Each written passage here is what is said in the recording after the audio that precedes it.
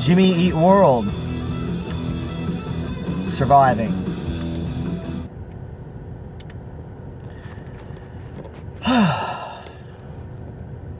Yep. This is apparently their 10th studio album. And maybe at some point I might have to do a top 10 for these guys. Or something of that nature. I'm not sure. But once I finally properly deep dive, all I know is it's very... If you're a fan of this band... Oh... And I've been wanting them to kind of go back to that, but yet somewhat kind of liked what you kind of got out of the last record, Integrity Blues, which I slightly kind of mentioned in like a sort of like a pile-up thing I did back when that album came out in 2017. This is a great follow-up, and that was kind of their comeback because they had, after I believe Inverted or Invented was the name of the album.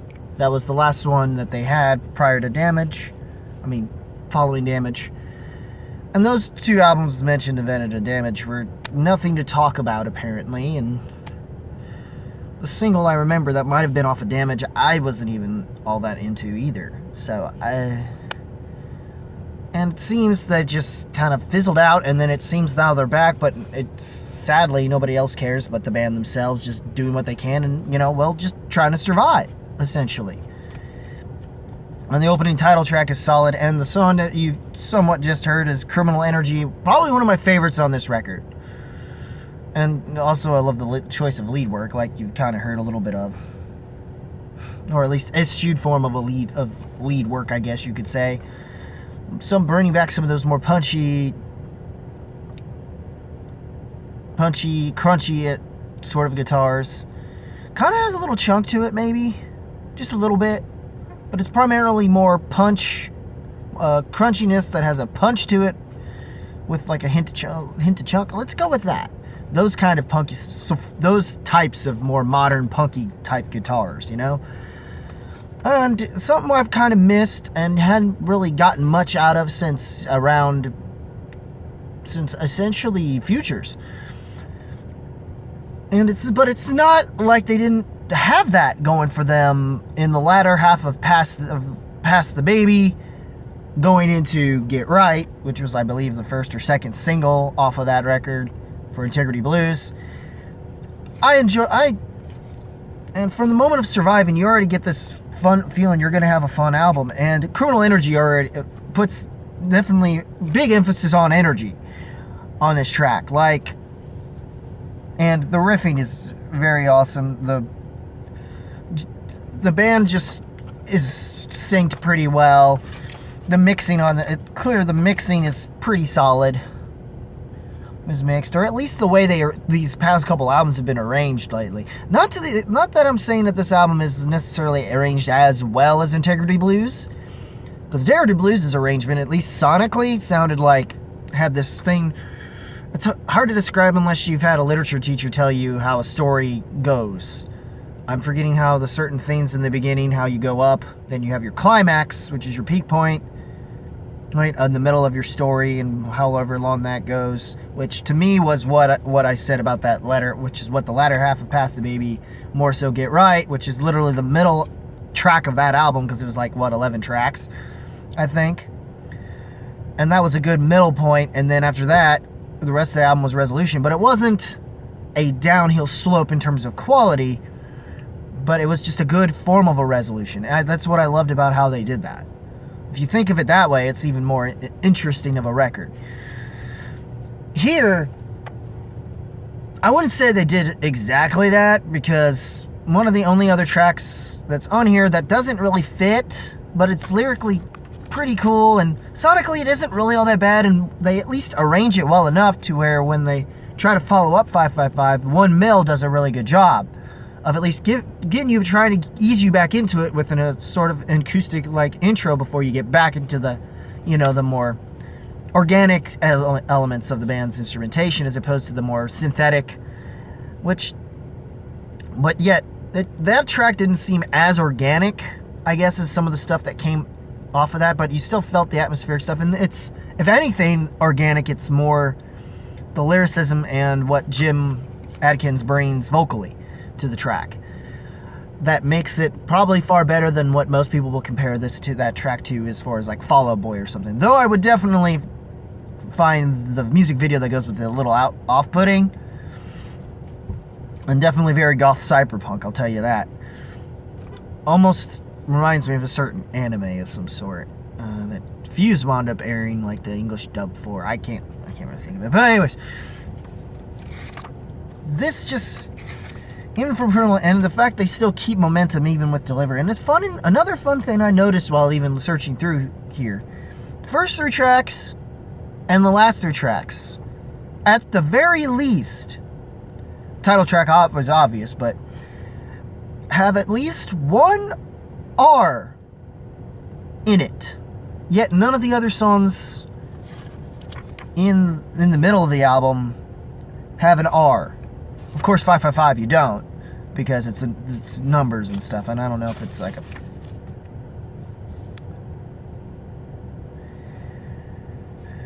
But yeah, yes, pretty much those last 3 and the first 3, which is kind of, I don't know if that was intentional or not necessarily, but it worked itself out. Plus the way they use the letter R has a nice little oomph, like extra little cross thing to it, where it seems like they went into the loop or something. If you can see what I mean. See that? See what I mean? That little thing there? I don't know how intentional that was, and I don't think I see that necessarily in the... And plus, if you look at, and you've kind of been through the teasers and all the certain audio tracks you hear through maybe the YouTube's video thing, it looks from the start of the track, start of it basically, and of course somewhere around the end, you basically got a nice little maze. So it's, you know, and they kind of go through that maze thing with all those videos, which is pretty cool. Nice way to kind of tease and keep people interested visually, I guess, in that regard to those vids, those audio vids, besides just listening to the music, which, even though it's technically repetitive of all those, the difference is they use different colors for them, which was cool as well. Smart forms of marketing. I just wish, you know, people weren't still, you know, since the last record, sleeping on you guys, thinking, oh, it's just whatever. No, but you've been putting out really good albums, and and I just wish people would just bother to start noticing, outside of maybe your main core fan base that has always stuck around with you, even during what is essentially your dark ages, which was like earlier in the decade. And plus, we have some interesting guest features. I mean, and features. One Mills is definitely a good one with that acoustic. All the Way Stay was an interesting choice of single. It's pretty fun, and lyrically, it's definitely probably one of the more, it comes across a little more relatable, I guess, when you've reached a certain point in age, especially. Even from there now, it's like, going out, we hope to ourselves, then get found in unlikely places. A little presumption is all you need to end up empty. Who really says that? They hope they meet the one the first time at a bar drinking early.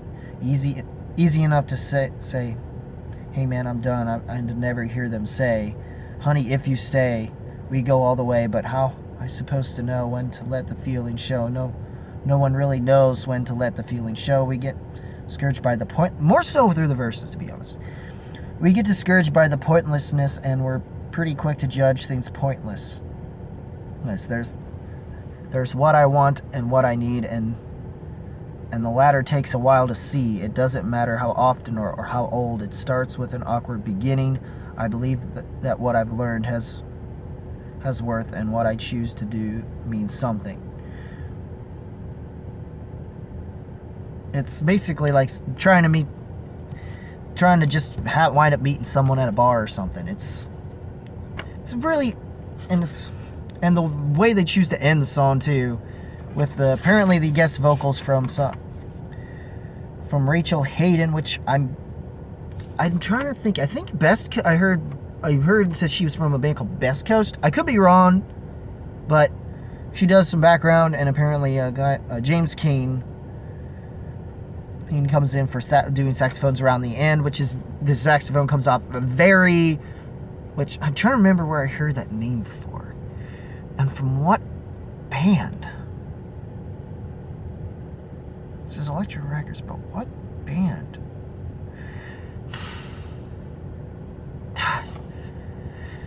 Well, let me know in the comments below. I'm blanking on that one, because the name's familiar, but it just... But yeah, he brings out this 80s sort of thing with the saxophone, 80s vibe, like it came off a Bruce Springsteen record, which I believe was the intention for it, and it actually blends in well with the song. And the riffing is obviously solid as well, here and there. And then, of course, you have... And then I think even after that, Diamond is pretty damn good, too. I think that one has some really solid riffing as well, and it's some also decent lyrics here. Love Never was also a single, and that one was mostly more about the fact of what love truly is supposed, or at least this idea of what love is truly supposed to be, and not what we've all think it actually is.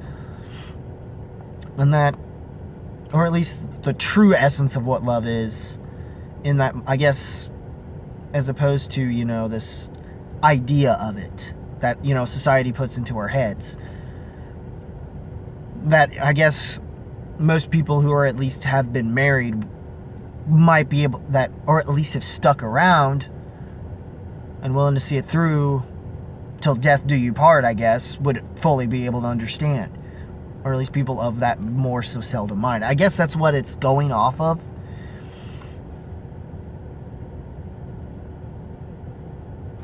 But it's, even though somewhat starts off coming off cynical in the sense of saying, like, love ain't never been your friend, love never gonna hear what you're demanding, love ain't some magical thing, love never gonna be the way you're dreaming. And of course, there's a somewhat chorus of, it's going to seem so far, it's going to feel so hard until you want the work more than the reward. Do you want the work more than the reward? And I'm starting to wonder if Recommit might be like, in terms of title at least, seems like it might be sort of an interesting choice lyrically following it, or at least in title, as a follow-up to this track.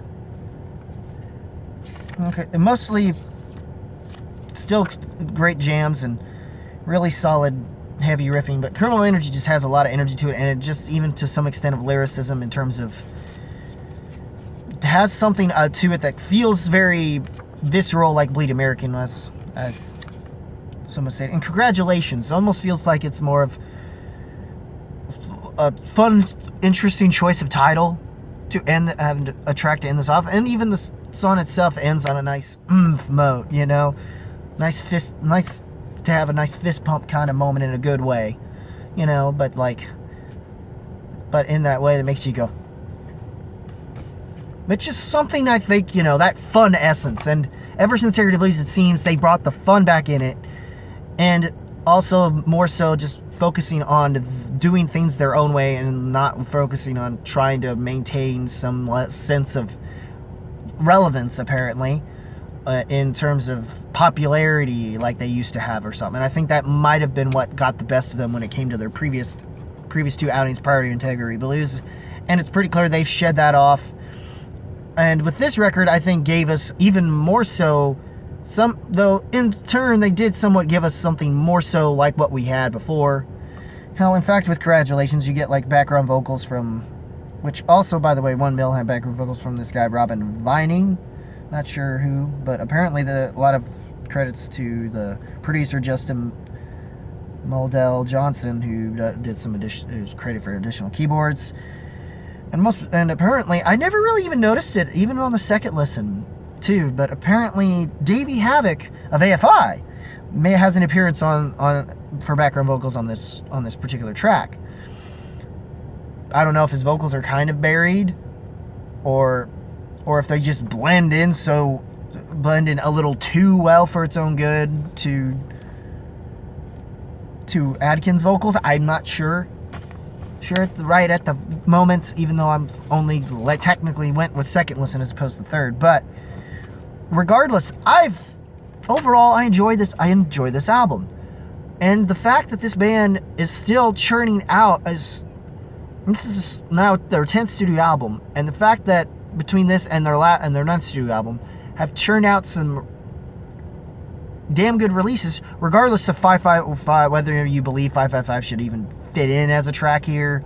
Even though, honestly, I could definitely tell you it wouldn't have fit in with the last record, but somehow they managed to make it work itself out. Now, because of One Mill, and then momentum builds back up, and you're smooth sailing and enjoying the rest of this record. And of course, certain tracks like the single, well, If You Stay All the Way, or All the Way Stay, I mean, is just with the saxophone and the female background vocals added by Rachel Hayden, or Haddon, I guess it's Haddon. I guess is how to pronounce it. But anyway, I might have butchered that earlier. I'm sorry. But yes, I've come to enjoy those tracks. That was even the moments where they still have what you've kind of liked about it. It doesn't feel all that even with that, it doesn't feel all that monotonous. And when it seems like it could, they don't make sure it's not.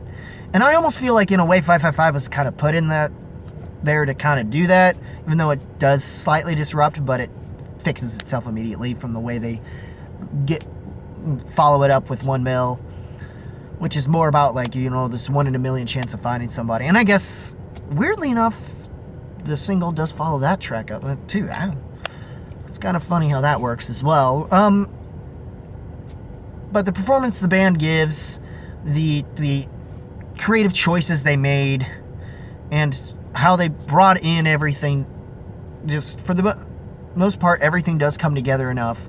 I don't know if I can say, part of me wants to say it is, for the most part, a heck of a lot better, even though I actually really do dig that album for what it is, in the best way possible, and would say if I would definitely, without a question, between these two records, put them as top 5 listens at the very, dare I say, maybe a top 3 in terms of of Jimmy Eat World's discography. And I'm almost, the way this album kind of comes off for me, I'm almost half tempted to kind of put it up higher, high up on my list for the year. Damn guys. Damn Jimmy, you guys did some good. You guys did good. I mean, this album rocks. I almost want to say masterclass. The 555's here or there about it, but at least lyrically, and Atkins' delivery is just insanely good. And I'm not editing that out. Screw that. I'm not editing that out. But yeah, that was awesome. This is an awesome record, and I don't think people should be sleeping on them anymore. I hope they don't have too much pressure going on them within what's happened in the past couple of releases, and they still do what they need to do. But as long as they still, whatever they've been doing these past couple albums, it's worked, don't stop. Don't stop. Keep this momentum going. I mean, and just make good, fun records again. And if this happens to be their last album for some reason, not necessarily a bad one to go out on, especially compared to what you wound up having to leave us off of, I guess. And even though that's really not saying a whole lot, since I didn't get to hear those records, to be honest. But I eventually did, over time. I went and heard Clarity, Bleeding Mary. I need to still hear Static Prevails yet, and I still need to hear Chasing This Light. I mean, the album as a whole. I know about Big Casino, and I think whatever the follow-up single was, but that's kind of my extent of what I know, and of Jimmy Eat World, and as far as this album is concerned. This 10 fun tracks. It's, I guess, 40 minutes, 30 maybe. Jimmy it's just fun tone. I love it. packs a good punch. It's fun. It's the kind of fun I wish Weezer's albums would have, and I'm hoping that the new album from the first lead single of that record would showcase here. Well, I'm wondering if if the band members are thinking that too, because I think Weezer might be an influence a little bit on them, a little bit, probably more Sunny Day Real Estate, which let's be honest, but yeah, this is, and maybe certain acts like Green Day to an extent, small extent. Actually, it's more them and Jawbreaker and Sunny Day Real Estate, if we're being honest. But yeah, I need to redo my research again. Sorry, guys. Sorry. But for what this is, awesome. What did you guys think of this album? Leave a comment below. Let me know if you even had a chance to see it. If not, please check this out. Don't sleep on this like most of y'all apparently did with Integrity Blues. And hell, while you're at it, check that album out too. I'm dead serious. These are awesome records. I find it funny, of all colors they chose had to be orange and kind of black, like this time of year, and perfect color for this time of year, especially with Halloween around the corner. That was kind of also ingenious, I guess, if you think about it. But yeah, what did you guys think of this? What did you guys think of this album? Did you love it about as much as I did, or have an enjoyable experience at the very least? A solid, enjoyable experience, at the least. Leave a comment below. Let me know. Rock that like button, thrust if you must, if you like this video. And as always, guys, and well, also link in the description of my Facebook page. Like and follow me there if you wish. I'd appreciate that. And as always, guys, while you're at it, hit that subscribe button and click the notification bell and click all in case you want to make sure you keep up with all the stuff I bring forth for this channel. And as always, guys, keep it random, keep it real, keep it rocking, and I'll see you in the next video. Take care, y'all.